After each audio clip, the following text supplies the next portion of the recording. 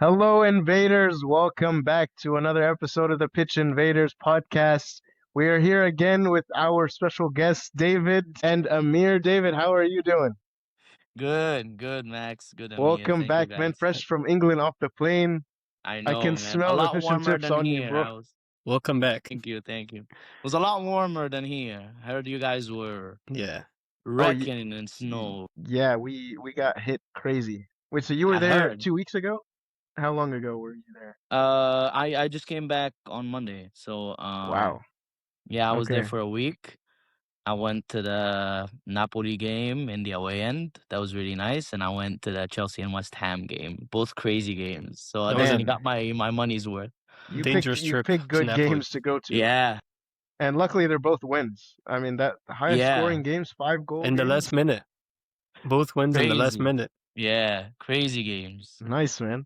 Okay, well Thank we need to hear all about this, but let's go ahead and start with the game fixtures, and let's start with the biggest game first. The game, unfortunately, Amir, and I wanna know. I guessed the score 2-2 correct, and you thought I was crazy, but Tottenham Man, and go and win, or sorry, tie 2-2 against Manchester City again. You guys let down your fans. What do you have to say, Amir?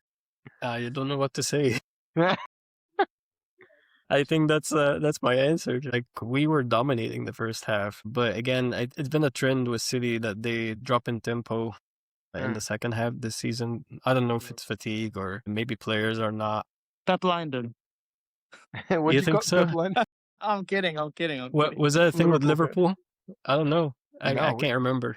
I don't think it was the opposite for Liverpool. It was the second half. Yeah, it might be too much on these players for some reason. I don't know. I honestly don't know. But Spurs came in second half and they controlled the game. They were able to. They almost beat us, to be honest. Like, Could have, yeah. if it wasn't for Donnarumma, we'll probably have lost that game in the second half. Mhm. I don't know. I honestly don't know. Even Pep in the press conference is not giving me answers either. I tend to listen to these like post game Yeah. like conferences, and I wait for an answer. I wait for like a reflection to try to make up what's going on. And Pep didn't give us anything this time. All I know is him and Holland looked very frustrated. Yeah, Holland was very frustrated at the end of the game. It's just at this point, it's a mental block, right? You play Spurs. I have no idea. Even to be very honest, it was the first time after the first half I was like, okay, this is easier than I Lose thought. control. I Yeah. think we can win this. Yeah.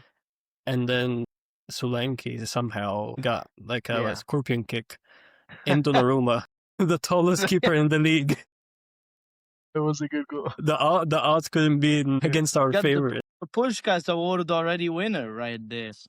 David, what do you think? What do you think about What everything about David's saying? It is one of the funniest things in the league, seeing City go into Spurs away. Like this league got so many variables. One of the funniest things is seeing Spurs' black magic versus City every single game. You're right. Yeah. And It's it kryptonite. never ceases to not be funny. Yeah. It's just like Amir said, Spurs were trash that first half. They were. They were completely out of it. I've seen pretty bad No. performances, but that was up They there are with the worst poor. performance. They're terrible. Horrible. And City could have scored 4 or 5 Yeah. and missed a couple of chances. I don't know how he's missed those. He's been struggling, man. It's just crazy to me. And maybe it's a mental block. I don't know. But to me, your bogey team being Spurs, it would never because Yeah. that's the team my team always beats. So but it's just crazy. I don't know what it is at Tottenham Hotspur Stadium that Spurs always just turns up. I don't even think it's the stadium, dude. Like, the fans were spectator in that first half. Like, there was no very spirit. quiet. There was nothing. And I'm not gonna blame it on the referee call for I don't know if you guys think that's a foul or not, but even if like we conceded this goal, I would have expected that we would have turned more chances. I think it's just luck. It's just luck for the ball to bounce in an offside position and then Solanke to hit the ball in the sweet spot and get his leg. Again, this is the shit Yeah. that only happens in City versus. And dude, Donnarumma is 6'5" or 6'6", and he scored that scorpion kick chip over him. It wasn't was- even a sport. It was like under the boot. He Yeah. hit the sweet spot of the ball to chip him. It looked fantastic. It By reminded the me way, of, Insane goal. By the way, Solanke only scored 2 goals in this league. So far. these are the only two. He saved it for These the are the game. only Yeah. 2 He goals. saved it. Listen, you guys have, And assist to was Conor Gallagher, so that goal was Chelsea signed. Man, you guys have been struggling though. Like we had to be honest. we have. Apart from you guys played one against Wolves and Galatasaray. I'm not gonna really count those. Newcastle has been struggling as well. So these, I mean, good games, I guess you can say, but at the same time, it's still like you guys haven't. Manchester United and Bode Glimt, whatever, how do you pronounce them? But that was not that far away, you know. But that wasn't. Bottle Glimt performance should have been alarming. That was an awakening, yeah. Mhm. That should have been a slap on the face.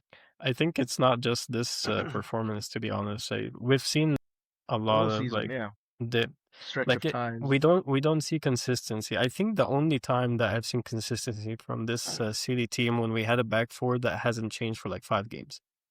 Yeah. When at one point we had O'Reilly, Gvardiol, Ruben Dias, and Matheus Nunes starting, I think 5-6 games consistently, and we Yeah. were getting like clean sheets. Now we see a back four that's different every game because of the injury situation. But it's not a crisis mode. I It's blame not crisis mode. Yeah, I blame the wa- mentality of this team. I just think what the possession based, you know, you guys have always been possession based, and Mhm. if you lose the ball, you win it right back. But this season, you lose the ball, and it's not like the same. because that's the main thing Pep Leinders is changing. The way we retrieve the ball back from like after losing it. And you guys suffer from that. And that's something. It's something new introduced to the team. Like the intensity, how quickly we can get the ball back. I think David probably can speak more about that because you read his book, so I don't know if Oh, he you read his explains book? that. Yeah, But good like book, I think good read. I think that's one thing that we are not used to, and we leave a lot of gaps. Like Yeah. we're not as intense. I feel like the players, like you said, they lack a bit of a mentality to go an extra mile or like push You further. have good players. It's not about We the have team. great Like I don't players. think I can say like any of these players are not worthy, and you have a very good team that could win if you guys are at your best day. But I think, to be very honest, also I think Pep Guardiola is a bit more relaxed on the touchline getting ready for retirement. than I would want him to be Yeah. in certain situation.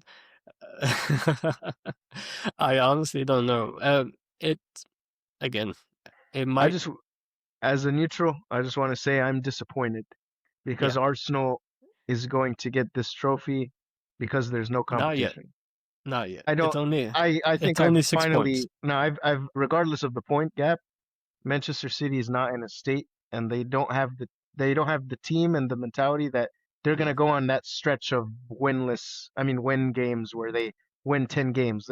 This is not a team that's gonna do that this But season. we've seen that before, that City like don't look like contenders, and then all of a sudden they pick it up quickly, and they turn it around. So You're always gonna have the hope as a fan. know, because like two years ago it was like only 5-point gap between Arsenal and us, and like it was February, I think, and we still won that title. But to be very honest, it's nothing in comparison between 2 years ago. Now Arsenal have a lot more strength areas, and we have a lot more weaknesses. I think it's decided. I don't I think don't think Arsenal's it's gonna decided. bottle at this point. I don't No think chance. so. I But think you guys are gonna bottle third place. man, Well, no, we'll see. it's not gonna happen. David, do you have any other things to say about that game? About City. City or Spurs, either one. Well, I mean, Spurs is a whole nother can of worms, but we've kind of dropped them from the top 6 talk because they're kind of in relegation battles. So it's just They're in 15. Are they in 15? yeah, but they finished top 14th. 8 in the Champions League. Yeah, that's great news. They finished like 4th or something. Yeah. For City, I mean, you guys have hit the most important points. But what I want to say, in addition to that, City run their players run a lot, right? Their intensity is definitely being upped, but it's not for the right reasons. It's they counter press because they lose the ball a lot. Mm. I've when I was and I've been, I must say it, I've been really disappointed by Tijani Reinders. He was my pick for signing of the season in the summer. I thought he was the guy Amir that said the was same gonna thing in the group, or like I think you said And the same this thing, he and guy was somebody said copy. frustrates me. This guy frustrates me a lot. Like his body language on the field. look, I'm not one of those people where I'm gonna judge a signing based upon the first season because it's Pep, it's the Premier League, it's Man City. Mm. But so far, what we were expecting Tijani to be, he has not been that. And it Yeah. seems that not only us, we think that, also Pep thinks that. That's why he doesn't play him.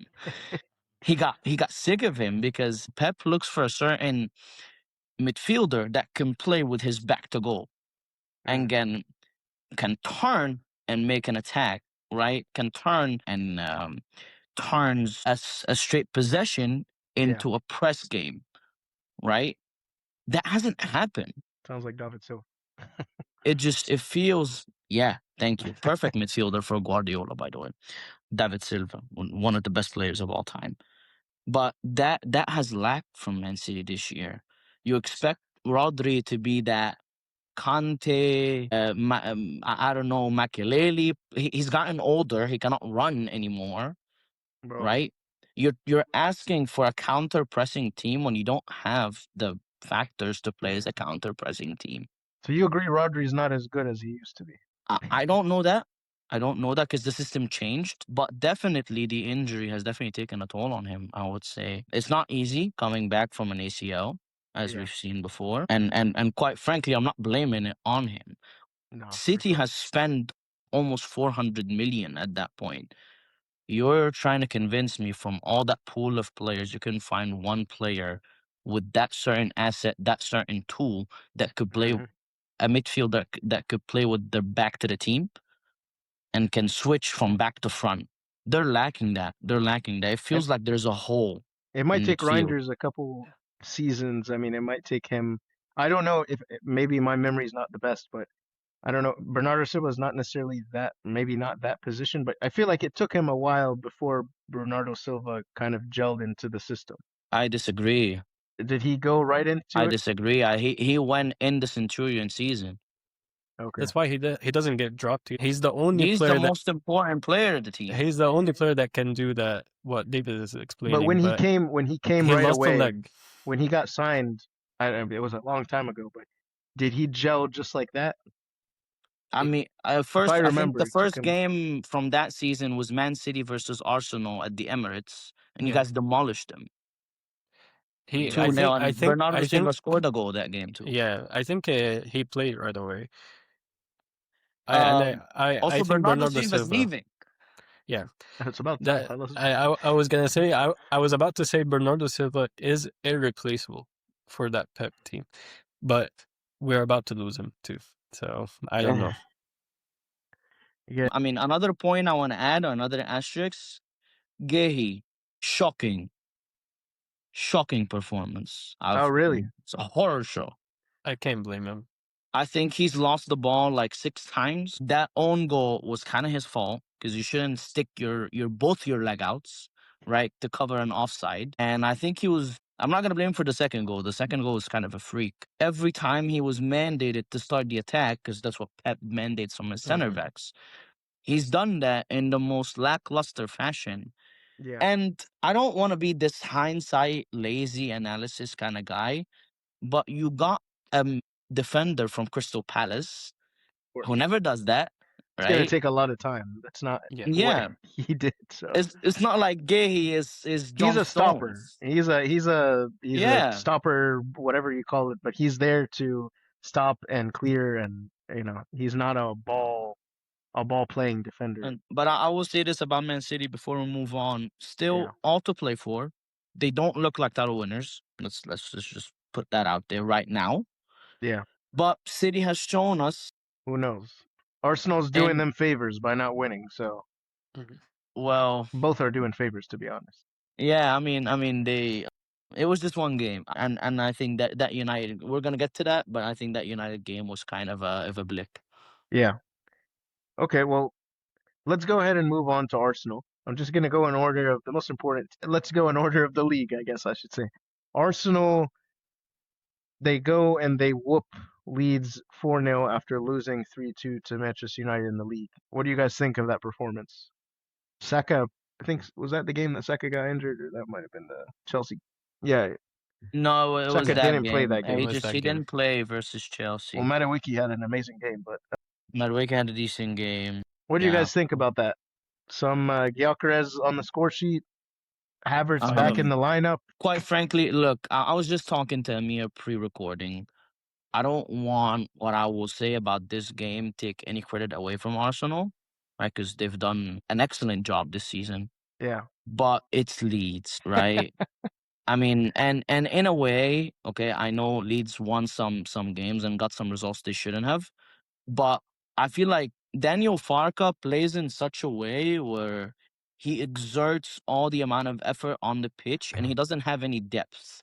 Yeah. So of course, if you come to Arsenal, a team that's just got off playing what Khairat Almaty or whatever in midweek, That's a pretty good right? pronunciation of it. And then coming back playing Leeds, I think it was at Ellen Road. Not that it matters, right? He can rotate. It's not like Leeds is gonna score against Arsenal or give them any Yeah. grief, right? So no, I don't think we should. If we should take a Yeah. look at a certain result, it would probably be a different one than this one. This felt like a routine when Arsenal from minute one looked like they're in control. Leeds posed no threat.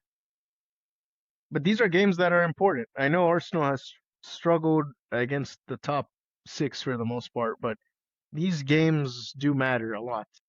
Well, and it's the type of games Chelsea, Well, Liverpool, and City are not winning. So they're all gonna count. They all count the same. and I feel like Arsenal is the kind of team that they need that once they get into that rhythm, once they start winning games, they kind of get on a run. It's a lot of confidence thing. I feel like they need the self-belief. It's not a in terms of quality. If they get the self-belief by winning 4-0 against Leeds, maybe that's like a jump start. It's not like a Man City or Liverpool where like, I mean, Messi, you get in a dip, you need some motivation, you need some good games, but they can bounce back. I think Arsenal's more of a self-belief. If we get good games going, they can go on a run. So I think that's a positive from that. One last thing, or a couple of things that I want to mention about Arsenal and this result specifically. Arsenal play, especially these games, like they played the same way, I believe, versus Everton and a couple other teams. A lot of teams play you in a way where they want to punch above their weight, right? They make the game chaotic. They push you. They shove you. They impose on you physically, right? Yeah. Leeds and them are a great example. I think they did it to us when they beat us 3-1. They did it to Liverpool when they drew 3-3. Arsenal plays in a way where they're not phased at all. And I feel like that's the perfect way of playing these type of teams. Yeah. I'm not going to stoop to your level to play a chaotic and a rugged 100%. game, right? I am going to stick to my style, stick to what I'm good at, stick to what has been working for me. And I feel like all top teams should learn from that. I agree with you. Do not stoop to lower level teams just because and that's a sign of maturity as well. Immature teams would do that because it requires a certain mental strength to stick to what you to plan, Yeah. We're right? used And to when you calling get Arsenal immature, so that's surprising. That's a good point. they've matured, right? Arsenal hasn't been that before, right? It's what Arsenal is showing right now is a coming of age, is a coming of good squad planning, is a coming of a good manager that knows what he wants, knows what the target is, and is keeping his players in check. I'm gonna clip this and say our favorite Arsenal fan. They, Had the You law. know, I think the biggest challenge for Arsenal right now is how many tournaments he can go and to win. like try to compete and win it, because they're in 4 tournaments. Are they going to pick and choose, Or are or they going are to they crash gonna out of try all of to them again? are they gonna try to win it all? I mean, 'Cause Liverpool was there in 2022, right? And they Yeah. ended up with the two I mean, we were there Champions last year Cups. too, and we lost all the. Well, I think we were Yeah. in a good point, and we bottle So rolled. it's still February. There's still 4 months in the season. For 4 months, anything Yeah. can happen. But just like we were talking about City, saying they don't look like title winners, Arsenal looks every bit of that. Mhm. Yeah. It's not about point Yeah. gap. It's about eye test. Agreed. Arsenal does not look phased. Yeah. They look like they have their eyes on the prize. They're determined to make it happen. Now, in some sort of magic or whatever, I hope that doesn't. But I think comes to a point where we all kind of have to accept it. As long as they can, I would say it's always a positive that they got injuries coming back. Goal scorers are coming from different avenues now, so it's not just all on Kai Havertz. Kai Havertz, Jesus came back. Kai Havertz Jesus, came back. Madueke. It's good to get those players back. Calafiori, I think. We'll see. Amir, you were pretty quiet this segment. I think you're just because you're City. You're waiting for the inevitable. I'm doing it the Pep way, mind games. Okay, let's go ahead, guys, and go to the next game. I'm gonna leave Chelsea for last so that we can talk. Fine. I'll give you all the time to talk about your trip, and I want to hear about it. Let's go to Liverpool next. Liverpool has been struggling, safe to say, in the Premier League. We haven't won since that game in the Premier League. Since December 27th was our last win before that game. So this Wow. was very important. We drew 4 games. We drew, 4 games and lost against Bournemouth. So I think the Bournemouth might have been a wake-up call, or Newcastle's form might have just helped us, because I think Newcastle has been great. Their eye test has been great, but they have not been good the past 4 games. I kind of disagree. I don't think The they've been Aston well. Villa, they lost. I watched the Aston Villa game. They played good. Yeah. I just think, They in the final third they struggled, and then in defense they've been kind of leaky. Which, I mean, you're talking about the whole team, but they give you a challenge for sure. there on was the a field. challenge. It's not like it's a ride Yeah. in the park. It's not like it's a team that's super poor in form, And even though the honestly, results are showing it. I thought until Ekitike tied it for Liverpool, Newcastle was the better team on the field. Yeah, they were playing aggressive. Man, they irritate me. They irritate me playing against them. The aggression and the tackles that were going in, flying. Gordon was gonna try to kill somebody. Like, I was sensing a red card was coming. But just Florian Wirtz. Amir talks all the trash about this guy, but this guy, and Ekitike, but I'm talking about Wirtz right now. Florian Wirtz has been great. Ekitike is I another think level. ever since the turn of the year, he's been really He's good. been fantastic. Mhm. And those Yeah. two, Ekitike and Wirtz, I'm very happy that Ekitike has been on fire since the beginning, but to have them clicking, the other pieces are struggling.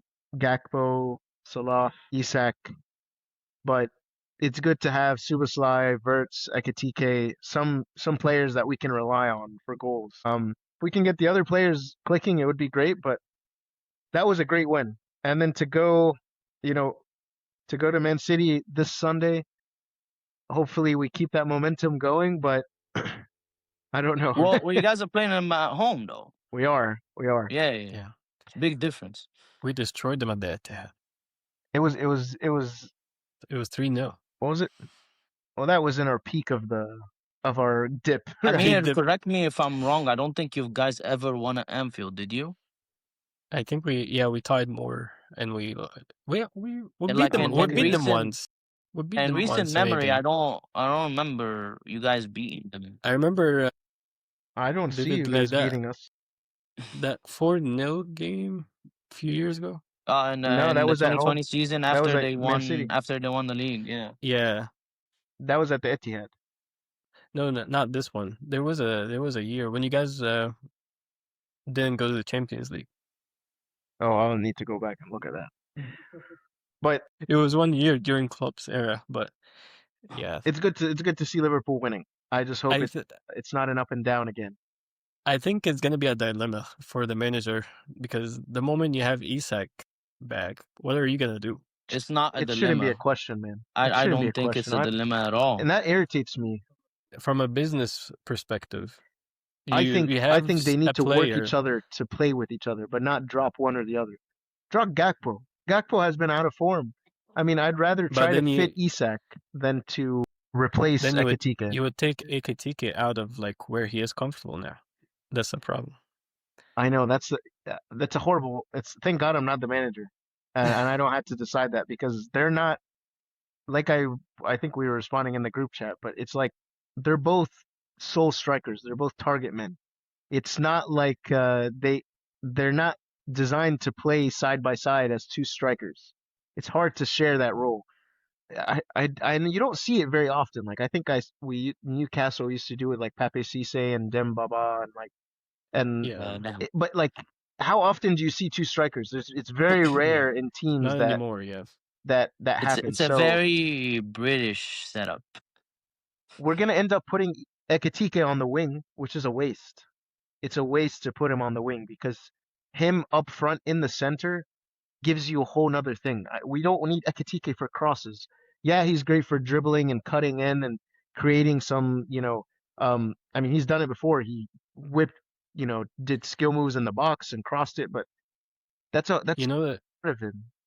he reminds me. I know, like this is not a good comparison at all, but remember that year, maybe 2 years ago, Brighton were playing really good, and they used Joao Pedro under Welbeck to link up the play. And it ended up that Joao Pedro was scoring more goals, or maybe like he scored as many goals as Welbeck. That's what Ekitike did at Frankfurt with Marmoush. Yeah. I mean, they were interchanging positions, but we could see was on that. the wing, right? But no, they were playing a 3-5-2 system. So I think Marmoush was more advanced, and Ekitike was playing right under him. But that partnership was lethal in the Bundesliga. Yeah. The problem is, if you do that, then Verts go to waste because you cannot lose that many players in playmaking. That's a very good point. Who's the person that bought where's the football director that decided to do this? That's what I want to know. Because it's not working, you should have got a left winger. Why did you spend that much on two strikers? You should have got Mark Gay, maybe. Well, I mean, not after that performance. They tried. Not after that performance. I don't know. No, he got potential. To be fair, they fought tooth and nail to get Gay in the summer. And then we spent 60 million on another defender when we could have got you guys got for 20 million. You guys just got a defender too. We got a jacket. Jeremy Jacket. Yeah. I threw a joke on his name in the group chat. What'd you say? I need that in this cold, bro. Yeah, I said Liverpool finally got a jacket to cover their defensive misery. That's horrible.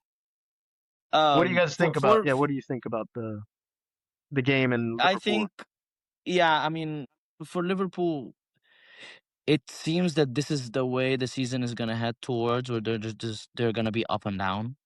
Yeah, they're gonna yo-yo outside and inside the top 4, top 5. I do think they have all the factors to make the Champions League next season. That 4th place spot is very competitive right now. Chelsea, well, I mean, it's going to be top 5. It's going to be top 5. Yeah, you got into 5th place now. Yeah, so. I mean, is it? Very, very unlikely it doesn't become up until top 5. You have, what was it, 4 English teams in the top 8? I think Chelsea, Liverpool, Spurs, Arsenal. And City. Oh, and City as well. So you have 5 of the top 8 in the Champions League. You have all 5 teams. I think that confirmed. Except Newcastle. Yeah. And if Newcastle wins their playoff game or whatever versus Quarabach, they're gonna be also in a good position. So it is gonna be top 5. It's very unlikely it doesn't become top 5. But also that 5th place is very competitive as well. Who knows if Spurs comes back this season? That might be a candidate, right? But the disparity is not that big, right? If you look at the 10th place and Liverpool, right? Yeah, 5 points. Liverpool's closer to 10th than they are to 1st. Yes. And so and it's the same for all third, fourth, fifth teams. Yeah. I think with the exception of City and Villa, the rest are all within touching distance. So this is a battle of who can go on a form, Exactly. Who right? can keep the momentum going and Exactly. get on a Exactly. streak. And honestly, okay, look, I need to stop praising players on this podcast because I praised Cody Gakpo last time. He hasn't had a good performance Curse, bro. since then. You curse. Yeah, I need to stop praising players on here. But I really, really think Ekitike and along with another player whom I'm gonna mention later have been the signings of the season when it comes to strikers, right? They don't get Yeah. enough credit. It feels like Ekitike was bought in as The backup. Back. yeah, after Isaac and Second choice. now He was bought as a bait, so they can let Newcastle sell so they Isak can to them. screw Newcastle Yeah, over. but they, I don't know. When it comes to Newcastle, Max, بصراحة, I disagree. I don't think they've been good because I feel like a very, very big hole in their plan and their tactics is that they really press you very, very hard for 45 minutes, Yeah. right? But then they drop off massively in the second 45. And that's when they become a target, right? We've seen it. And I don't want to keep just bringing up Chelsea examples, but a very damning indictment was that Chelsea Newcastle game. They were up 2-0 in the first 20 minutes. We had no answer for them. They've outmatched us. They've won every second ball. The St. James's Park was rocking, right? They've dropped off massively, In the second half. lapses of concentration. And I really think in order for you to crack the top five, you cannot have that bouncy performance, that Jekyll and Hyde. Yeah. Yeah. And one more point that I need to mention is Tiao, I'm just not convinced. I don't see Really? it. Yeah, I don't see He's it. had some good performances. Maybe. I mean, I he's do not like think the Newcastle defense from 4 years ago that was getting all these clean sheets like crazy. I do think their strengths are their midfield, but who knows if they keep them, Exactly. They're both right? linked. Like Tonali was gonna go. He Who knows got if Bruno offered, I Guimaraes is think, to gonna go? Arsenal, and Bruno then Guimaraes. Bruno Gonna go to Madrid, Guimaraes might right? leave too, right? But one of the very big wins they've had, I think, was Nick Voltemada, and not right now he's out, isn't he? He came back today He came back. against City. Yeah. Visa's, But yeah, I mean, he's been out, so I can't really put that against him. But it looks like that's one of the things they've gotten right. Definitely, Wisa looks average. He's been He's off. he's for not he been a just good came back buy. from a long injury. Yeah, I think maybe it'll take him. I don't know. He needs to click. But time is ticking because he's 29, Yeah. right? So he's 29. So this is the best version of Wisa. Yeah. And if your best version is being a backup to a guy you just bought from the Bundesliga from God knows who, Mm-hmm. I am really questioning. I mean, Yeah. we might talk about the other guy from Brentford, Oh yes. who's doing bits right now, but he doesn't look like a good buy so far. Yeah. Okay. Well, let's go ahead and go to the biggest change in the teams from what we saw in December. Manchester United continue to be confusing, and I think I need to wipe my eyes because they are on a third win streak. They go to Fulham and Tough games too. win 3-2 in the last second. It's like just explosion. Michael Carrick is the king of Manchester, and this team is the best in the world, and we're back to normal. And yeah, I'll tell you my take because I think it was 2-0 and then Fulham tied, but I just liked how confident Manchester United players were and how That they were gonna calm they come back. were leading to the third goal, even though it was like the last few minutes. Like they Yeah. didn't panic. Still, players, I felt like they were playing with that freedom, with that creativity. Like that third goal, I saw a lot of creativity in it. Like the way Cunha like let the ball Terrible get defending through. though. Yeah, Awful defending. Some of the 100%. worst defending I've seen. Yeah, for sure. Well, yeah, I mean, like that. These are the situations where you start to see Man United players like pushing defenders all the way up and throwing the ball in the box and try to get something out of it. But it was the total opposite. I feel like they were still comfortable. They knew they could still get the win. Yeah. Good assist, good finish from Sesko. So I think again, to touch on that again, we said that in the last episode, but Carrick has given these players enough freedom that they play in a much composed way than they were under Amorim.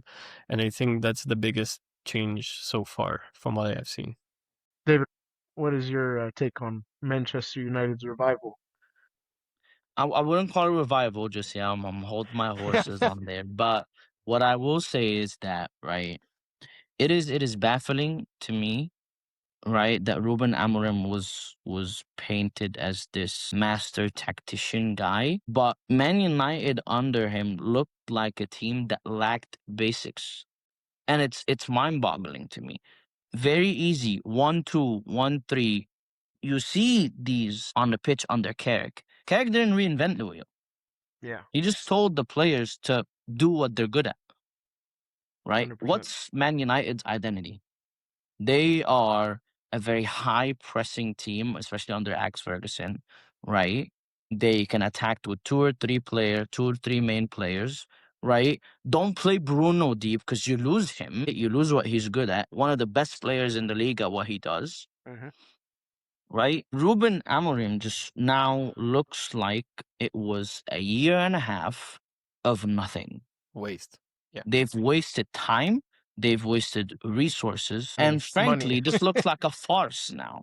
Yeah. I really think that could be really detrimental to his reputation. Now, when they beat Man City and when they beat Arsenal and when they beat Fulham, did they look like a perfect team? No. They made a ton of mistakes in those two games, and it doesn't look like a perfect team by any means. But it looks like Carrick reignited their self belief. Yes. He reignited the common football IQ, right? 100%. Average. All you need is an average football IQ, And right? they're not running They around not knowing what each other's roles are, what, they're trying to stick to what the instructions are from the coach. Everybody maybe, looks and uncomfortable, I don't mean to bash Amorim, but maybe what he was what his vision of this team was too complex, Yes. right? So football is okay. I don't know why this is a very hard concept for people to get. Football is moments. You generate your moments and you take advantage of them, right? And it's not, we tend to overthink it, overcomplicate it, especially in the modern game. But this is exactly what football is, right? Let's say Sesko misses that chance, sends it into Rosie, right? We're talking about Carrick this was just a blip. He Yeah. won against Arsenal and Man City, and that's it. He's done Yeah. now. No, right? They lost Football the is a 2-0 game of lead. moments. Yeah. He is teaching that team to capitalizing on those. Now, do I think he's going to be the permanent manager for this team? No. If he keeps winning, do they? I mean, I think they just do a knee-jerk response and do what they did with Solskjaer, right? Isn't that what? Then they've learned nothing. But I mean, they're winning. Is there any reason to make it more difficult? Well, okay. So winning is one thing, but sustainable winning, Well, yes. Yeah. right? What Carrick is doing right now, right? Short-term He's success. he's teaching, yeah, exactly. He's teaching them to do the basics. Eventually, okay, with every change, this is basically chess, right? You always hate to play against the beginner because he's gonna make your life hell. You cannot predict him. Yeah. You cannot predict his style, right? Yeah. This is what Carrick is doing right now. Michael Carrick, and as a player too, he was a very very calm player, very tactical player. People analyze in the background. Eventually, what they catch up to whatever United is doing, which Fulham almost did, by the way. Fulham almost did. It's not just the two goals, because the two goals were kind of one penalty that was kind of a freak, and the second goal, fantastic strike. But even throughout the game too, Fulham kind of dictated some of the ins and out of this game. I feel like they were hard done by it. Yeah. But eventually, when they catch up to Carrick's, I think unless Carrick shows some sustainability planning, which he hasn't shown so far, Yeah. right? Then I think they definitely need a manager that's gonna teach a system that fits these players. Good Problem luck is with finding somebody. Amorim. Good luck Sorry, finding. I said good luck finding somebody. I mean a lot of teams are right. You guys might be finding one Yeah. too. Xabi You Alonso. know, is still not. I think that's the problem with Manchester United at this point. Like, you're not attractive anymore. No, For a paycheck. I disagree. For a paycheck. To what point would you say they're still attractive, though? It's been how many years has it been, and how many experiments with different coaches, different players? It's Man United, right? Man United as a job is a very attractive job. It's a very high paying job. It's one of the best jobs on the market. But the positives outweigh the negatives outweigh the Yeah. positives. You go there and you ruin your career. I mean, look at the people that have gone there. The best managers, they go at the peak of their, I mean, not necessarily peak, but it's not like they've crashed. Mourinho, I'm blanking on all the other ones, the Everton coach, all these coaches going there, and then after that, they can't find a job or they're not, they downgrade. And I think with even the board, they're probably looking for quick wins, or in my opinion, I don't think they're looking for sustainability. They're looking for someone to get them where they belong, like maybe top 4, top 5, and be able to get those wins and maybe make the players happy so they don't give them a lot of headache. I just don't see Manchester United going for sustainability, and I feel like if Carrick keeps winning, or if he gets Manchester United in a top 4, top 5 position, they will probably be like, yeah, why? I think Just Sir keep him. Alex just needs to make a baby and raise him fast forward. Or maybe find a lost grandchild and just I'm sure he made a baby already. make an apprentice. He needs an Benjamin apprentice. Button. It's either that or Wayne Rooney becomes the coach and they get relegated. And then, yeah, exactly. And they get relegated. That's how it's gonna end. And I think if you're a young manager, if you're up and coming, you would like a challenge like Man United. I don't see the complete disappeal of what you guys are saying. I think Man United is a very appealing job, especially if you want to challenge and you want to prove yourself. Yeah. And good thing to what Amorim has done, he's kind of set the bar very low. Their goal is always So tough. They need someone that just fits their identity. I'm sorry, but all these hires have not fit what Man United has been about. The only one, ironically, right, the only one that got close to it was David Moyes, but David Moyes was not given the avenue or the chance, right? He was never gonna get the same results that Alex Ferguson had. I know any Man United probably hearing this podcast, probably pulling their hair out. What do you mean, David Moyes? But David Moyes was chosen by Sir Alex Ferguson as his successor. But he will never get hired again though. He probably doesn't want to work there anymore. He's old, man. He can't take that. So, David, what are your takes on Ruben Amorim? I'm interested to hear. What's next for him? No, what did you think of him at Manchester United? Is he's he just not a good fit? Look, yeah. we get kind of stuck of good manager, bad manager. Reality is, life is not that perfect, and the sport is not that perfect, right? We've seen it. Tuchel leaves PSG with a scandal, goes to Chelsea in 6 months, win the Champions League. Right, we've seen it with Liverpool. Right, Roberto they had Di Brendan Matteo. Rodgers, terrible fit. Right, they get Jurgen Klopp, excellent fit. Right, Brendan Rodgers is not a bad manager. He's not a good fit for what Liverpool's vision is. Yeah. Ruben Amorim has set up his identity, the way he plays, the way he encourages his players, was very far from what United. History plays a big part in these things, right? You have to fit the club's culture. You have to fit how the club played before, right? In a club like Man City, for example, and I'm not saying this is a dig, right? It was kind of a new club, right? Pep made his own identity, his own fingerprint. If Pep leaves tomorrow, you get a manager that plays, I don't know, defensive football. Your fans are not going to be accepting of that, even if you're winning. I just feel like I thought I had high hopes for Ruben Amorim. I still do. You know, until that trip we made together, and then I went to the Fulham game away at Craven Cottage, You and I hated saw him. him live. And I was like, "There's no way." Didn't they lose that game? They won it, They one won? nil. Oh, okay. But I saw it live, and I saw how the game was being managed, and I saw like it was like still fresh. He's putting like his 3 defenders with the 2 left wing backs and right wing back, and like the way I saw whatever I saw on the field, I was like, there is no way this guy will get anywhere with this club, or not even any club in the Premier League. This is not how you prepare a team to play in the Premier League. He's good. I do want to say one important point, Yeah. and I feel that's kind of important to address as well. It's one of the main reasons why a lot of good coaches don't make good managers, right? When you manage a top club, it's not all just tactics. You can be the best tactician in the world, That's true. but first you have to push the right buttons in players to get the best out of them, and second, you kind of have to be a good politician too, I don't think he was right? either. Huh?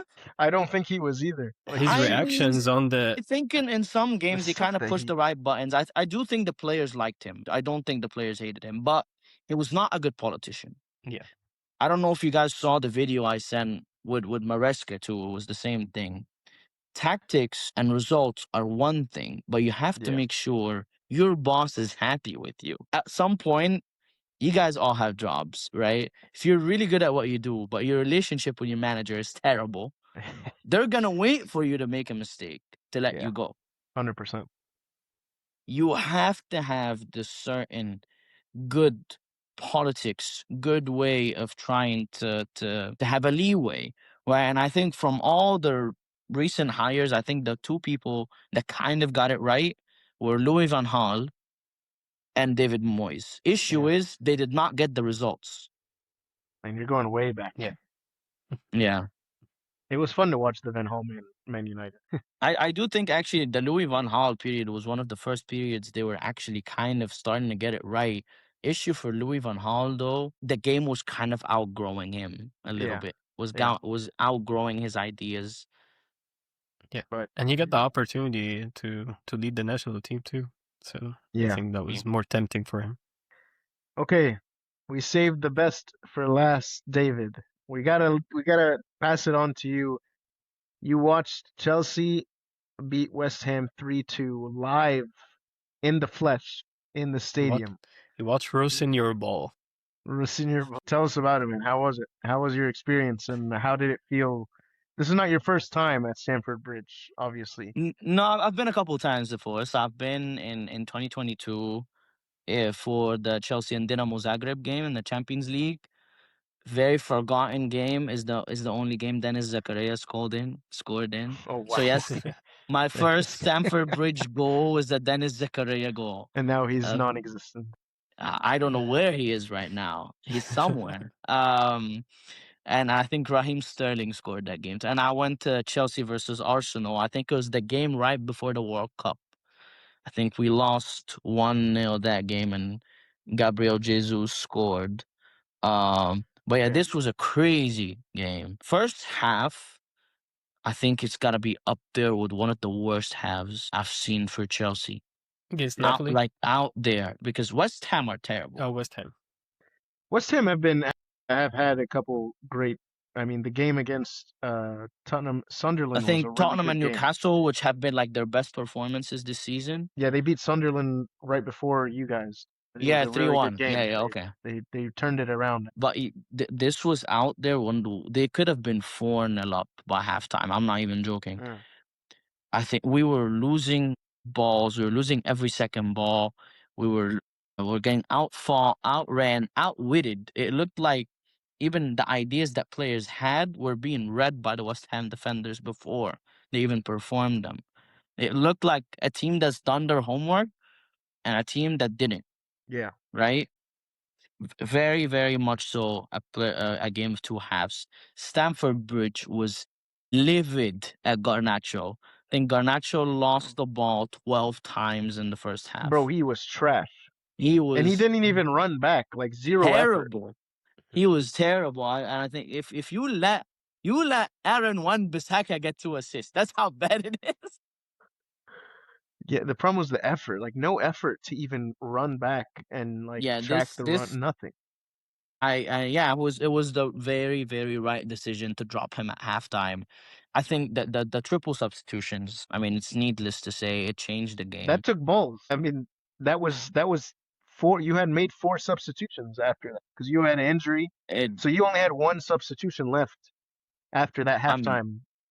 it will never cease to amaze me how little credit Kukurea gets. This This guy's guy's so annoying, bro. You just want to pull his hair and slap him, bro. I mean, look, in my opinion, I don't know whether this is a foul opinion or not, but he is the best left back in the league, in my opinion. I don't, bar none. I don't see In the league, Timber coming close to him. I don't see anyone else coming close to him. bro. I don't That's see foul, Kirkes. bro. Ain't no chance. Yeah, not in no one comes close to him, especially in what he does. He's not flashy. He wouldn't put a cross in, but the fight that he gets and the inversion, I don't think anyone can do it better than him. He can be an extra number 10 and at the same time be an extra defender and an extra midfielder.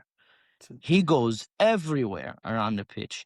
And it's no coincidence that when he came on, we had control of the game. He's a He's captain really figure. he's really strong in 1v1 too. Then Yeah, like we it's gotta it's give him very, credit very for that. hard to pass him. Like Yeah.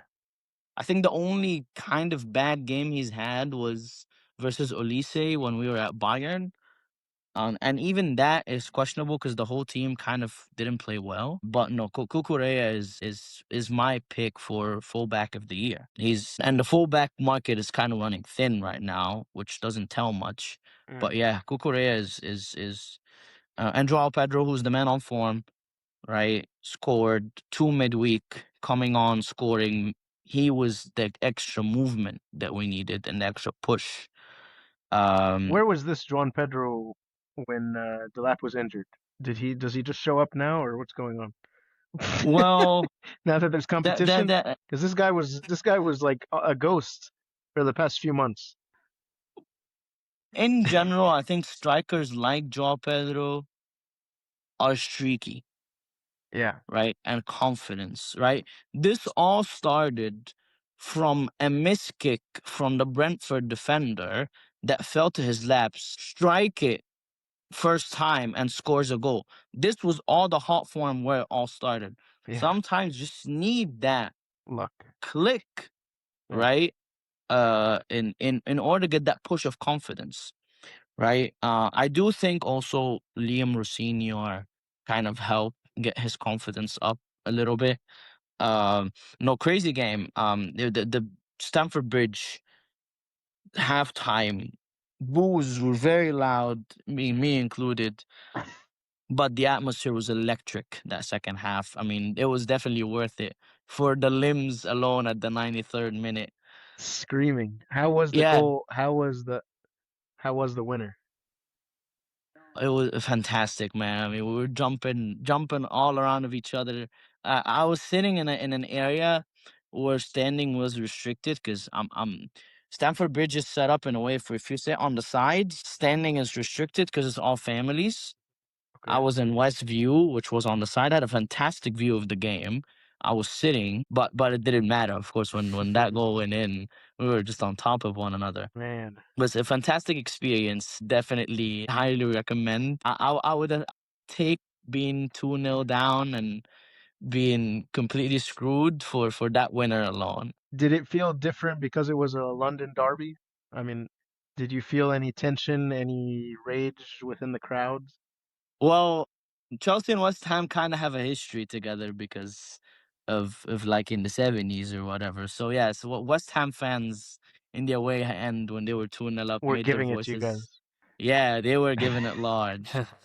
But after the winner, And they were all quiet. all that bit went back at them. Yeah, the bubbles went away. Yeah, exactly. And a lot of their chants are kind of a mockery of Chelsea chants. Really? That yeah, they like a lot of clubs from that mold of Chelsea, Millwall, West Ham, Spurs, Arsenal for a while before they got bought out. A lot of that blend and that mold of teams hate one another because of like the London rivalry. Yeah. But no, Chelsea West Ham are not like very fierce rivals or anything. It's just mainly like bantering between Yeah, yeah, fans. yeah. It's never hostile, unlike the other game I went to. Well, tell us about the other game because I think now that we're wrapped up, do we have any comments, Amir, about this game? I mean, I think No, we. I think I just have one comment about the new coach. Maybe after I want to hear about Napoli first. Yeah, tell us about the Napoli game. Well, it was very weird. It was very strange because I think right before going to the game, I get a message from a buddy of mine like showing me a guy apparently named Marcus Okay. from the Chelsea fans got stabbed in Napoli streets. Holy crap. And that like even the club sent an official tweet out saying, please don't be out in the streets, please don't wear any club gear, please don't act provocatively. Everybody's wearing club gear. Well, I wasn't. I'm smart. I was having Naples is actually an amazing. It was one of my favorite cities that I went to. But no, I don't act provocatively. Like my Chelsea shirt, I wear underneath my clothing. Oh my So luckily for that, the club had managed some coaches and buses for us to take us to the ground. But we had to be there super early. We had to be like the game started at 9. We had to be at the meeting point at 5. Okay. And then at 6 we didn't leave up until 6:30. And when we left, there was a police car in front of us and a police car behind us, and they had to close down all the streets because we were going, Yeah. right? And Dang, then that when we serious. were going, we weren't going the direct route. We had to go the back roads.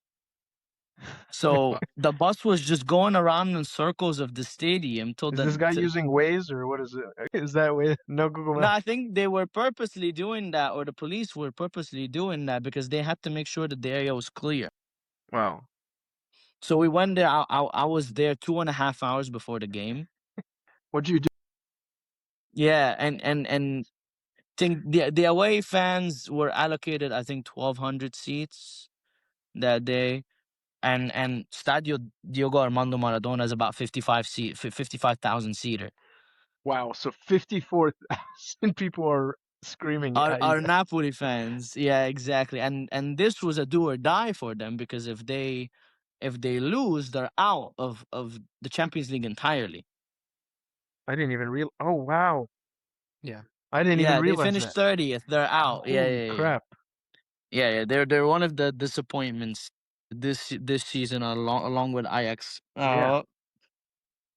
But no, it was a great game. Again, another game of two halves. We scored a penalty, but I don't think we were that good in the first half. I think Yeah.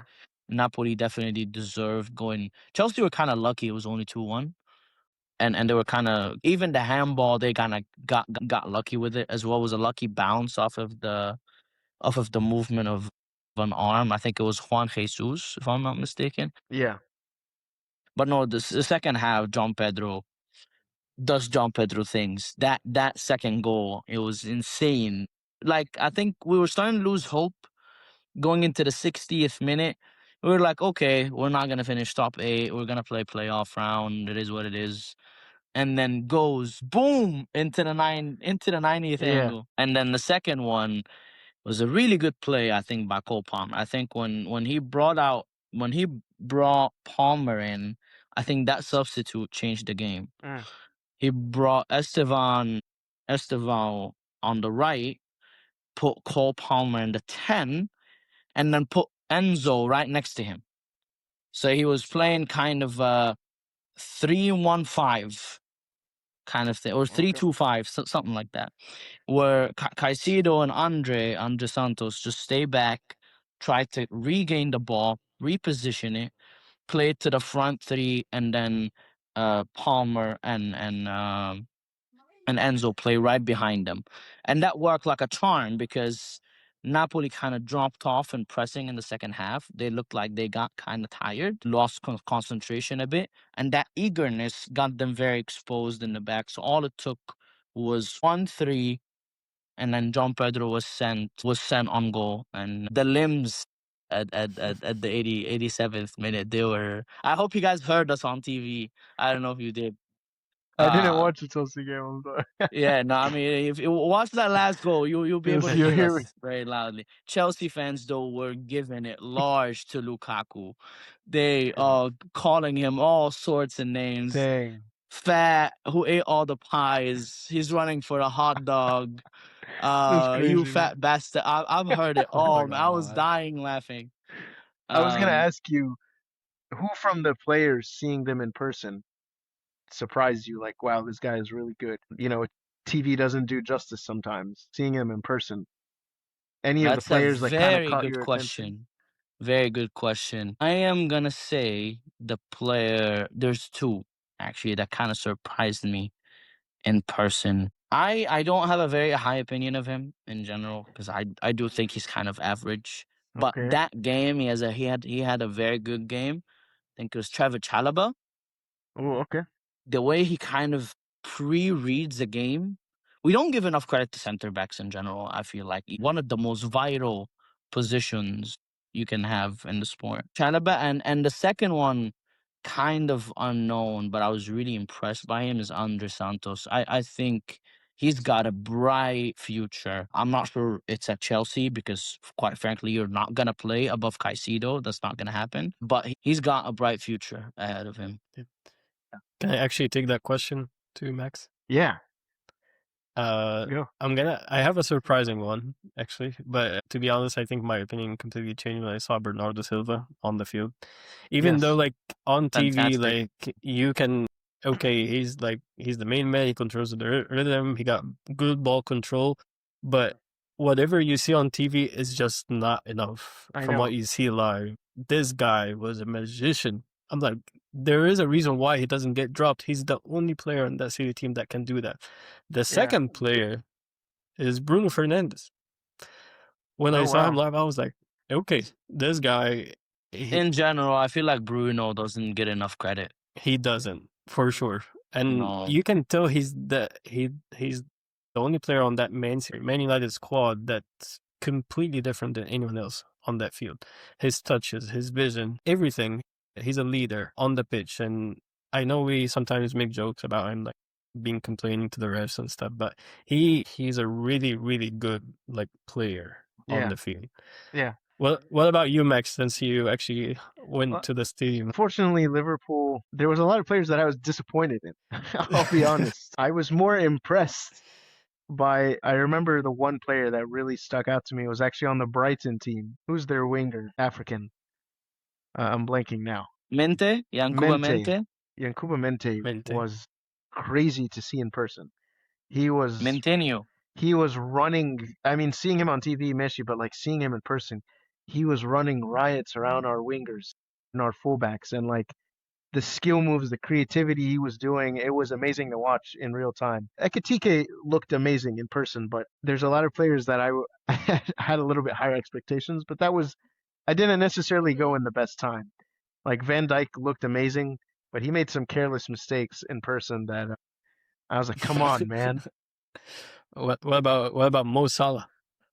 So he came on off the bench. That was He didn't maybe. look the best. I think Salah in general, like off the ball, I think that's like one of his like biggest, like, the people who criticize him for his off the ball stuff. Yeah.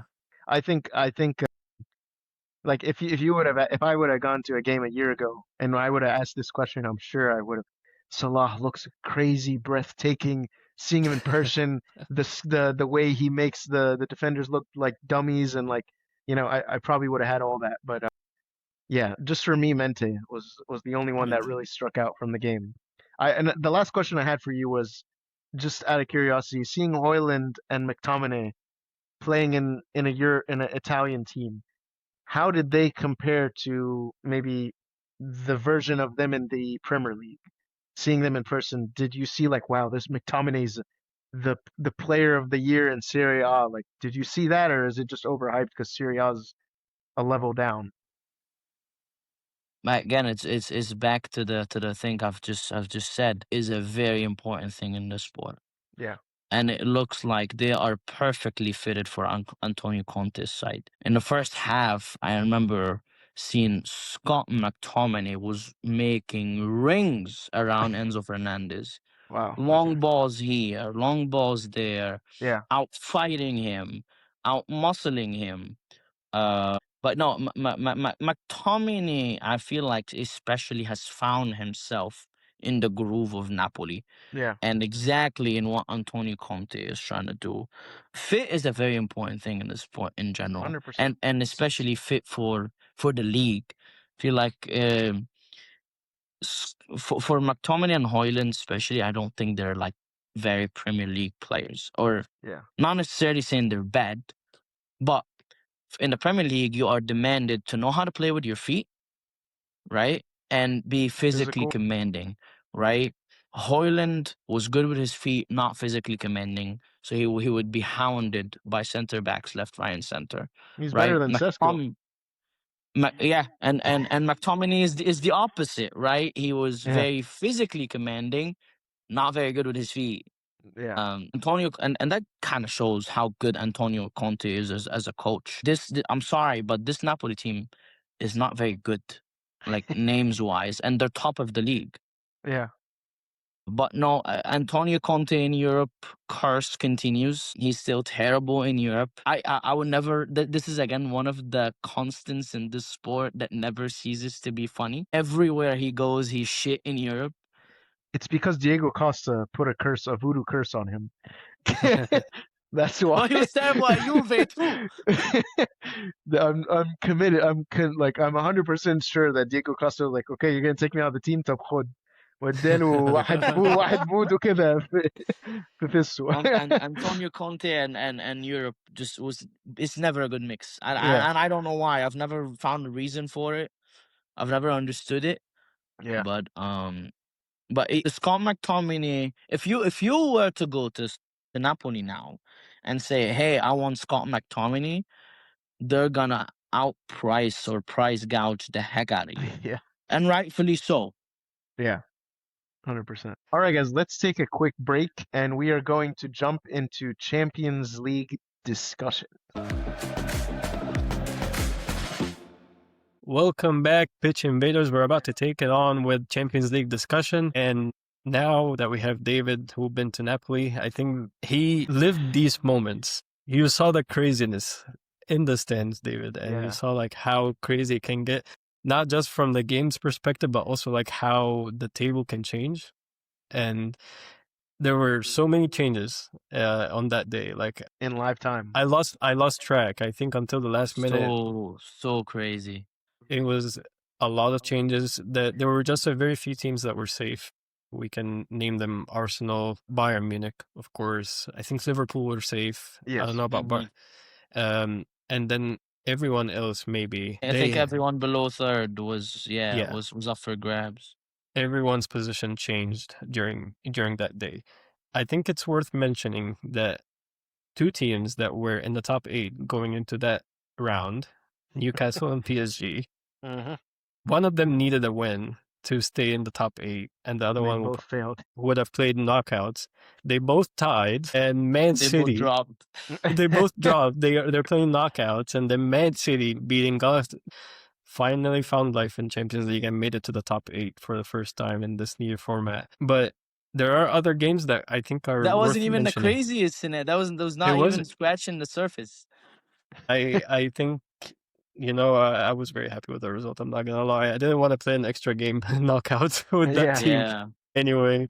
But I think it's worth mentioning, like, where Chelsea was leading to that game, like how it felt. Like you mentioned that at one point you were like, okay, we're gonna play knockouts. It's not the end of the world. But like then getting that win and then realizing you're in the top 8, how did that feel? What do you think so far? Well, I think one thing is worth mentioning. I feel like the 4 teams with the most difficult draw this season have been PSG, Bayern, Barcelona, and Chelsea. I feel like those teams had a very difficult draw. Maybe I would put Newcastle in there, because I feel like Spurs and Arsenal particularly got it pretty easy. in the stands, the thing is, it was very hard to keep up because you're in the game, right? You don't want to miss a moment. Phones were not that functioning anyway, right? Because it's a very condensed area with a lot of people, so we weren't getting a lot of data or a lot of signal, Yeah. right? The only kind of confirmation of scores we'd get when we see it on the Titantron, right, or on the screen, right? That's when, like, if a goal was scored, we'd see it, right? And impossible to just count in your head, oh, Spurs is now up 3 points, or Yeah. so and so is down 3 points. I think after we went down 2-1 halftime, we all kind of checked through our phones and stuff, or like, shit, Napoli's now 19th and we're 12th. We might be even playing them in the playoffs after all of that. And I was like, I don't want to come back here again. and then they got Armando Maradona Stadium, or, Napoli is a tough side. You don't want to play it. I think another instance where we all checked our phones was after the third goal. So after John Pedro scored the third goal, because even when we were winning, there was still doubt, right? If results haven't gone our way, we wouldn't have finished in the top 8. So we were all checking. We were like, okay, PSG and Newcastle are both drawing. We hope it stays that way. And I think at one point, Barcelona was losing 2-0. They were. I think versus Copenhagen or something. It was they were losing 2-1, I believe. Yeah. Yeah, something along, and they finished the game 5-2 or something. But yeah, that was a crazy scenario. That was a crazy final that I would have. I mean, of course, grass is greener and whatnot. But I think probably a better experience was to watch this on TV. That way, you have Really? like all 5 games on Yeah. at the same time. I wanted to start the discussion with you and hearing your reaction from the stands, because I was wondering how it is like with that current format, and if you can actually tell like where you are. Because in another game, the Real Madrid versus Benfica, until the last moment, Benfica thought they were through, but they needed an extra goal. Benfica were out. Benfica were out, but Yeah. they thought like by beating Real Madrid 3-2, they're okay. They were wasting time until the fans started booing at them and yelling that they decided, okay, we need actually another goal Crazy to be able to get through. And this is when all like the drama happened with the goalkeeper scoring the header against Real Madrid. Of course, I mean, Real Madrid getting 2 red cards that made it, I mean, I can't say it made it easy, but it's still the pressure from the stands. Actually, the fans were player number 13, or player number 12, sorry. I would have paid some serious money to see De Zerbi and Marseille's reaction when that goal went in, because that's how they were knocked out. They were knocked out by one goal, the one goal that was scored by a goalkeeper. Yeah. I would have paid some serious money to see the reaction on live TV. That is true. Because that is an insane scenario. That right there kind of goes to show why we love the sport. It's for insane scripted moments like that. You couldn't even script it. Honestly, when I saw Mourinho pointing to the keeper to go in the box, I was like, I see that. I see that in my head, like, so clear. I'm like, he's gonna score it, like, and we're gonna hear about it for the next like 2 months straight. And I'm like, it was beautiful. You already know, like, even though like you can argue is the sport scripted or not, you already know. Than that, bro. And you still celebrate it. You still celebrate these moments, even though like you've seen it so many times. Yeah, we were in the stands because they kept us in the ground for an hour and a half after the game. Really? For safety reasons. Yeah, so I was in the ground for like a good 6 hours. Then when I was in Liverpool, they kicked us out in 10 minutes. Because you're the home fans. Everybody out. Yeah, that's the home fans. For away fans, it's different for safety reasons. That makes sense. Yeah. They kept us in there, so we watched all the goals on that screen in the corner, and none of us were believing it when it's like, surely not. Surely he's not gonna score. Yeah. I was like, this is insane. Oh my gosh. So yeah, Real Madrid made it. They're playing knockouts because of that. But And Benfica is in the knockouts because of that. and they're playing each other And they're playing each in the other. And knockouts. Marseille is out because of that goal. And Marseille is out. I wanted to ask you guys. So it's been 2 years with this new format. What do you guys think so far? Is it a good change? Was it needed? And is it as exciting as they made it when they first announced it? I love it. I love it. You go ahead, Max. I did not like the old one. I honestly thought Champions League had lost its taste because, I mean, at some point, there's 2 games that don't really matter. You know, let's say that the team wins the first 4 games, they might already be, you know, they might have already qualified. And also, I don't know, it's just like I feel like it was the same teams every year apart from 1 or 2, you know, exceptions like Ajax. Some teams would have a run, but I don't know. I think there's more. You can turn on games and like I mean, there's fiery games at any time.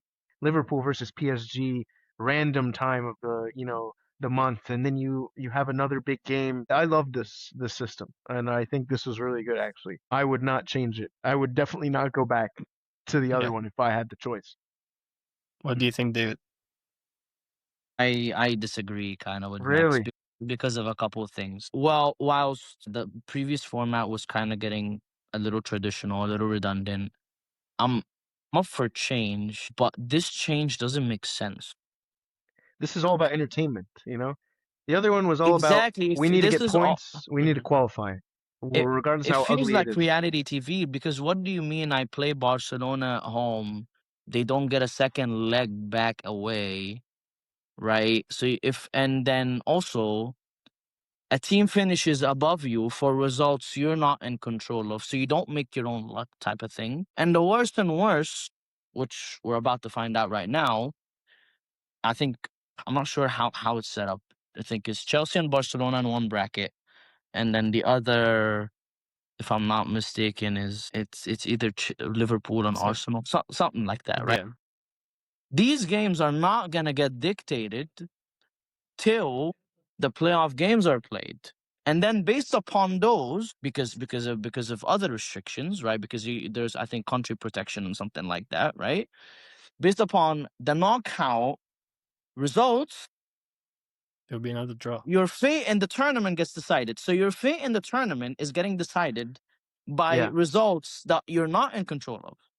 Yeah. And results you get no say in. Games that are very far away from you that you're not going to play or you have no influence in. And to be honest, I think that's kind of stupid because if for some teams finishing in the top 8 is kind of a curse. Yes. Right? Yes. You see if you're Chelsea and Barcelona right now, PSG wins, right? Their knockout game. Now they have to face PSG. I mean, that's what happened to us last year. Liverpool got, I don't know if it was first got or first whatever. place, yeah. And we played PSG. Exactly. So and there's not much it's kind of reward. mind-boggling. Like I finished top 8 and now I'm getting punished. Yeah. I'm thinking about it just in the terms of an entertainment solely. I will say this, it definitely generated good moments. Like that last day, I wasn't standing by, I wasn't sitting by the TV, but I can only imagine how you guys have felt. Like probably like ordering pizza or having some I was fine. takeouts. Liverpool won. I was like, having some Amir was takeout, probably watching 6 games at once. Dude, I think one of the BN channels, they had all 6 games in one screen, or like all the games in one screen, and I was like just watching here. But I actually agree with both of you, but I agree with Max that the old format got really boring to one point. Like, okay, so like maybe no one watches the group stage anymore, and we start watching Champions League until like the group, like the 16th or round of 8th. But I also have drawbacks about the new format because the new format doesn't make sense. It's not sustainable from a club management perspective. If you think about it, it doesn't mean anything. Yeah. So you burn so much fuel to get top 8. And it doesn't mean anything. Exactly. It means nothing. So what's the point of finishing top 8 at this point? Like maybe teams will realize that so quickly that they stop caring about these first few games. why are we playing Champions League games in January? I'm sorry, but that's never been a thing. Like schedules are I'm sorry, but these players are humans, right? Why am Yeah. I Yeah. adding two extra games into their already terrible schedule, Mhm. right? In a World Cup year, nonetheless, right? When they're all trying to stay fit for a World Cup year, I'm adding two extra games. And it's not even that the formula makes sense. It's 36 teams, and top eight goes straight to the first round. Those top eights, you're not gonna play all the top eight, right? Yeah. You're not gonna play all. You have 10. What was it? 8 or 10 games, right? You play 8 different teams from each pot. It's just it doesn't make sense. Like it feels this is the type of format that 5 or 6 years down the line we're gonna look back at it as like this format doesn't make sense. Why do we have it? From an Yeah. entertainment perspective, I think Top it of the will Yeah, league. it feels like reality it TV. Definitely. a lot of revenue Yeah. for sure. Think I hate to say this, but I think this is what the newer generation of fans want. Yeah. We're used to the classic stuff, right? We're used to like, okay, we're gonna have the group stage and then knockouts the Yeah. classic way, and we want everything like the same way. But when it comes, we think about these teams or like our teams in these competition. Okay, we look at the entire map. How are we gonna get to the final? And is it sustainable for our teams or not? This is not gonna happen. This Champions League, and I think it You will. Sorry. no no, I was gonna say the fact that your entire fate in the tournament is being decided by games that are Not in your outside control. of you. Yeah. Yeah. That's the kind of nonsense I'm calling out. I'm all for changing the format, make it and again, it is entertaining, I bet, from a neutral perspective, but I can't help but think about the round of 16. It's not gonna make sense. You're gonna have, I don't know, Frankfurt playing Almaty, right? And then you're gonna have Chelsea and PSG or Barca and PSG. And Yeah. that's the type of nonsense we're trying to avoid. Yeah. Do you think that this is filtering out? This is making it less. I feel like in the old system, there was more of a chance for a smaller team to go on a bigger run. This is determining the ultimate best team is going to win the Oh, it trophy. We're definitely not going to get is. Tottenham Hotspur in the final, is what I'm trying to say. Like, I don't know. They've been decent in the Champions League, man. I well, I don't mean, know what you're yeah, but talking. like the odds of like it happened when Liverpool played them. Like Tottenham had maybe apart from a couple games, it was pretty easy. You know, like they had two challenges, and then the rest was kind of just some luck. But maybe Yeah. this system makes it harder for a team that doesn't deserve to be in the final to make it there. I guess is what I'm trying to say. I feel like a lot of this was driven because they felt the heat from the Super League stuff. Mhm. Percent. We were So all so ready to jump the definitely, ship. yeah, definitely what you're saying has a lot of weight. They're definitely trying to filter out because Yeah, if Porto playing, I don't know, Athletic Bilbao, that's right? better. No Yeah, one is turning on for that game. Everyone is turning for the Real Madrids, the yeah, Liverpools, the Arsenals, the Man Cities, exactly. right? So they're definitely trying to weed them out. Again, this is also kind of one of the reasons why I don't really like the new format. You need that spark in sport. Blacks, I feel like these are what makes the sport good sometimes. Ajax goes to Real Madrid, beats them at Santiago Bernabeu, and knocks them out. Right? In this format, you kind of eliminate that because you're adding a lot of bunch of extra games, right? And it feels like they're actively trying to weed them out because those small teams are going to stumble one way or the other. You Yeah, make a stumble very punishing. I say that, and then I just remember the score line of the last year final. So I don't think what I said really matters. So I forgot that the final was 5. But I mean, Inter deserve to be in the final. We can't take that away from them. When they beat Barcelona, they've beat them fair and square. Yeah, But I think this new format, they met their objective from the yeah, first year when they had a new title winner 100%. in PSG. Who Yeah, knows who's gonna win it this year? yeah, I kind of disagree with you both about maybe filtering out the small teams because like right now we're gonna have the round of 16. We might see like an easy game for like two small teams maybe playing each other and then two big teams. playing each other. So there is an opportunity that you have a new team coming in and playing round of 8 for the first time. Yeah. So these are the moments, right? This is how you build your legacy. And if you ask me, these smaller clubs will put more effort, even if they don't have the capability to maybe beat like Real Madrid, Man City, but 100%. they will put they will put the effort, they will put 100% or like 150% to be able to show something. And who knows, maybe And it's these good that they moments. have this opportunity, whereas if it was a group stage, they wouldn't necessarily have it. But now they get decided by Yeah, one game, one knockout game that can stick them into the round of 16. and I think we will see more moments like that moving forward. But Okay. it's exciting. Do you guys want to go over like the top 8? Like say like I think any surprises? Spurs. The Spurs definitely. Spurs, Yeah. Sporting. I'm shocked to see them there. I think Sporting is more of a feel good story because I mean they've lost their striker, they've lost their manager, and they're still there. now it's time. It's It time to looks bring like them they've back. gotten better. They Huh? have Luis Suarez, man. You can just bring them back. Yeah, right. You can. I don't think they want to be honest. Yeah, I think Yeah, I we mean, can. Sporting is one of the feel good stories this year. Yeah, I'm not sure where they are in the league, but I think they're doing well as well. Their winger, I think Giovanni Quenda, he's coming to Chelsea next season. So I've been watching them in and out. Quenda looks amazing, so I'm kind of excited for that.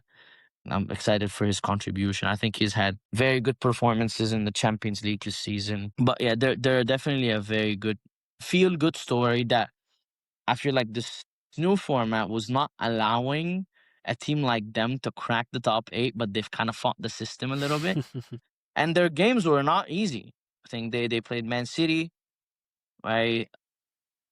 I think Forgot who else did they play, but I think they played Real Madrid too. yeah. And other teams. Yeah, but definitely Spurs and Sporting are surprised for top 8. And then you have from 9 to 16.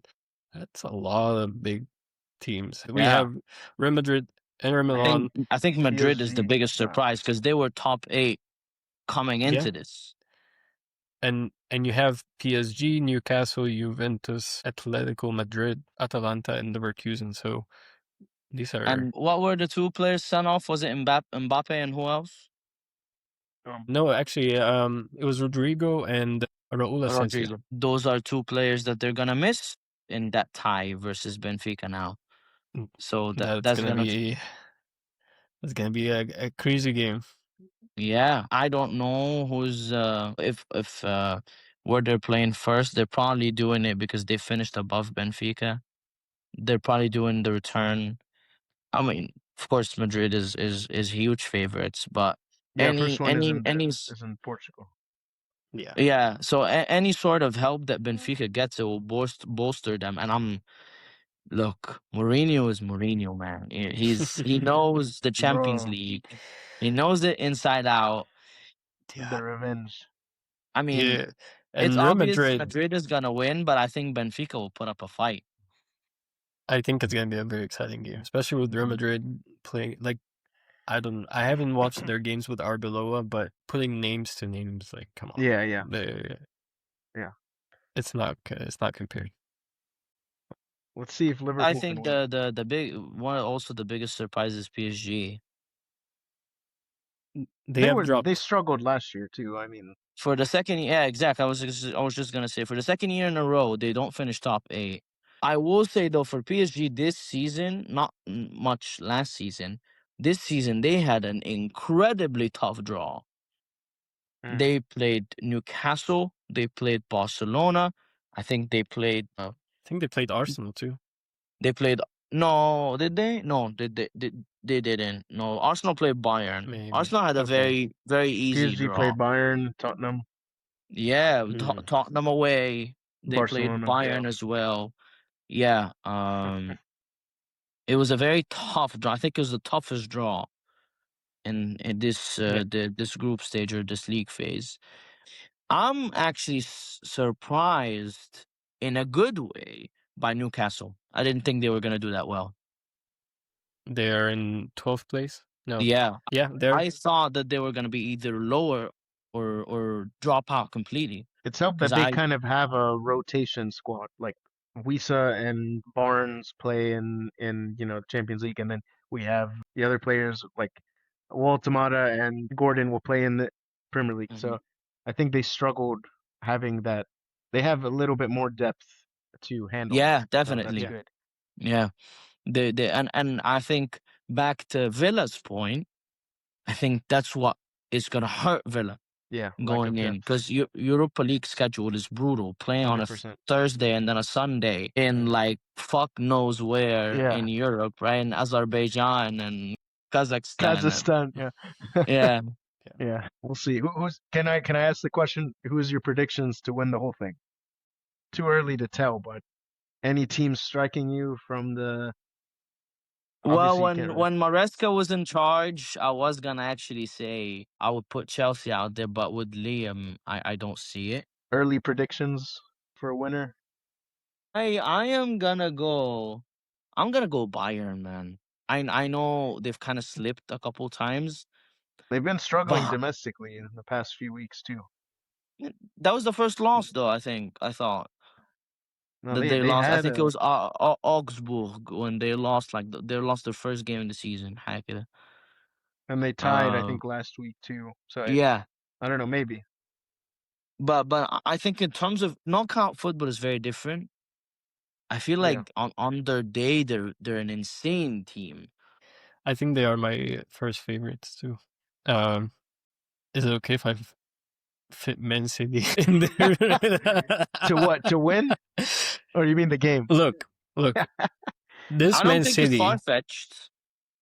because the way this team is built, I can trust this Man City team to give me like a good home and away knockout game. But like to Yeah. keep winning like 5 games in a row, and like we're not gonna be there. I have more faith in Man City winning the Champions League than us winning the league. I Because agree with that statement actually. so we'll see. Do you think it's far fetched for Arsenal to win the Champions and the Premier League? I don't think it's far fetched. I just don't think they're a knockout team yet. Because I think one of like the three alarming performances this season for me for them, Man United away or Man United at home, which they lost, Chelsea at Stamford Bridge, which they drew 1-1 against them, man. And And I they think they drew the against Man City too. exact I home. was just gonna say that's the third performance. These all three games had knockout vibes. All these three games. Yeah. Because it seemed that they had no backup plan. Arsenal, what I will say though about Arsenal is that they're a horrible team to play against. They are an incredibly tough team to break down. If you come at them with a certain aggression and you outmatch them in it, which can happen on any given day, that hasn't been tested for them yet. That's the only argument that I would say about them. I think right now they're the favorites, like odds wise, and rightfully so, Yeah. Unbeaten. because they're the most informed team in Europe, best defense in Europe. But I think you need in Champions League nights, this is what I will say, and I'll end my point there. You need some players that can come up with spark and magical moments. I look at the Arsenal squad, Kai Havertz. and I say this in the nicest way possible. I don't see it. You know, that's exactly why I'm In Kai we backing believe. up. I'm backing up Man City a little bit just because these are the moments where we needed a keeper, and we have Donnarumma. That I know Donnarumma in big games For sure. will Yeah. show up, like in Champions League nights when the team is not playing. Like he will keep me in the game until we find another way to win it. I think it's up for everybody. I wouldn't even be surprised if Liverpool is there in the mix too. Inshallah. Yeah. Well, what's your prediction, Max? I was gonna say either. I think Arsenal has a very strong chance. I think they show a little bit of, what's the word I'm looking for? Not just confidence, but swagger kind of in the Champions League. They feel like, I don't know, watching them I feel like they own this. Like they feel above all the other teams, which is a positive. I don't know if there's a team that's going to humble them given the form of, I don't know, Barcelona's been up and down, and there's some other teams that have been up and down. They beat Bayern 3-1.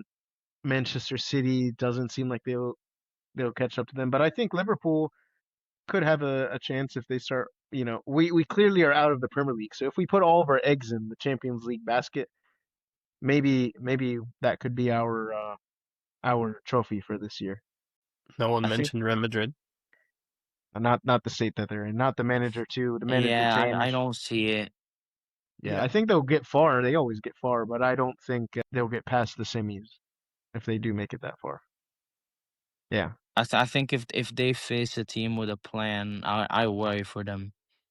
I think based on the bracket, there's a chance they face Man City, and then the winner from Man City versus Madrid will face Arsenal if all teams win in the semifinal. So it's a tough road.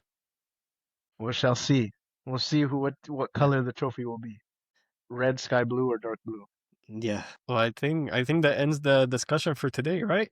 Yes. You guys got anything else? No, I'm excited. Okay. It's been fun to have you, David. Thank you for Thank another you great guys episode. for Same having here. me. Sharing I time. appreciate it. It's always a fun time. It's always a pleasure coming on, and I appreciate you hearing what I have to say. So thank you. Thanks for course. joining us, David. All right. Of course. I guess I'll end it, Max. Yeah, I'll here. let you take it. Yeah, thanks for listening in. Make sure you subscribe, like, and share. And we'll see you guys next week.